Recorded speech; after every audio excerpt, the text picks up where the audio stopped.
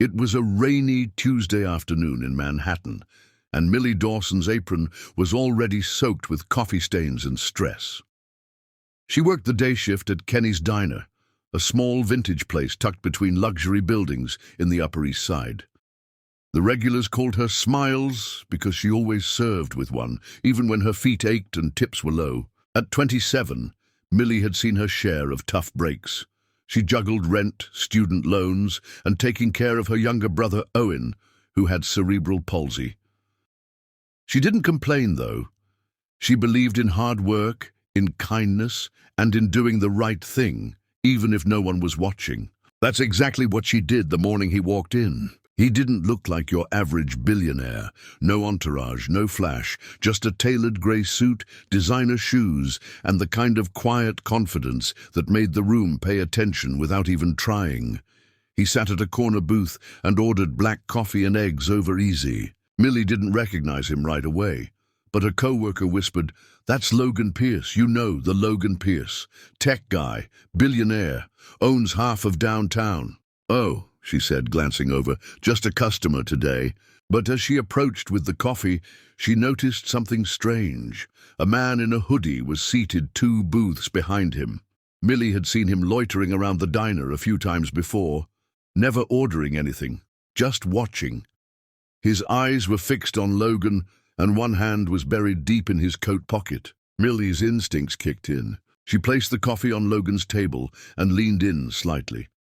"Sir," she said softly, "I don't want to alarm you, but I think the man behind you may be up to something. He's been here before, acting suspicious. Just be careful, okay?" Logan looked up, surprised, then glanced over his shoulder casually. His face remained calm, but his eyes sharpened. "Thank you," he said simply. "What's your name?" "I'm Millie." "Millie," he repeated, "I appreciate it." She nodded and walked away. 2 minutes later, Logan got up, tipped her a crisp $100 bill, and walked out into the street. Millie exhaled. She hoped she wasn't overreacting. But then the hoodie guy got up too, and followed him out. That night, Millie didn't go straight home. She stayed at the diner late, helping close up. The encounter lingered in her mind like fog on glass. She almost forgot about it, until the 11 o'clock news flashed something that made her drop her dish towel. Breaking, attempted mugging, foiled outside Upper East Side diner, billionaire saved by unnamed source. The headline was paired with a blurred video of the confrontation. The man in the hoodie had tried to mug Logan Pierce, but Logan had been ready. He disarmed the man and held him until NYPD arrived.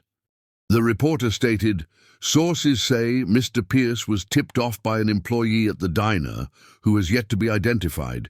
Mr. Pierce declined to comment, only saying, 'People still look out for each other. That's what matters.'" Millie stood frozen. Her warning had helped stop a crime. The next day, she returned to work like usual.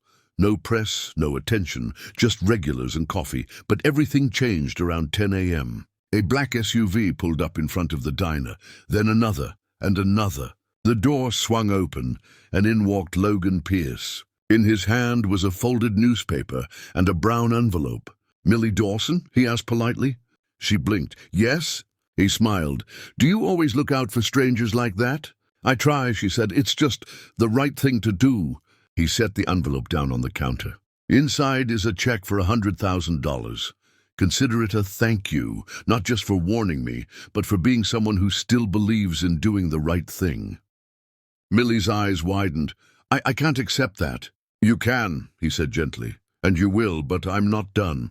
He nodded toward the SUVs. "Come outside with me." Curious and still in shock, she followed.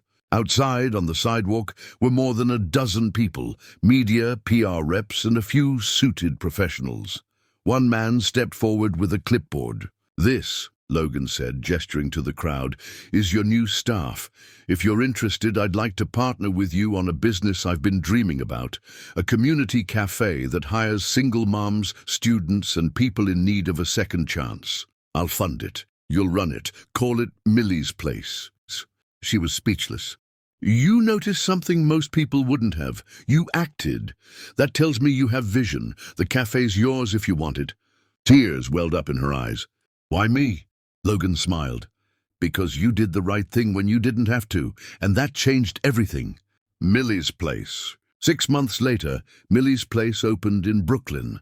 The grand opening drew press, locals, and families from across the city.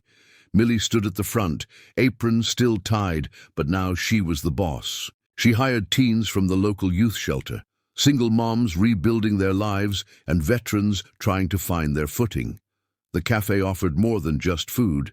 It offered second chances. Logan became a silent partner, dropping by only occasionally, never taking credit. On the wall near the entrance was a plaque that read, "Built on a warning, powered by kindness." And every morning, Millie poured coffee with a smile. Not because she had to, but because she remembered what it felt like to do something good and have the world notice.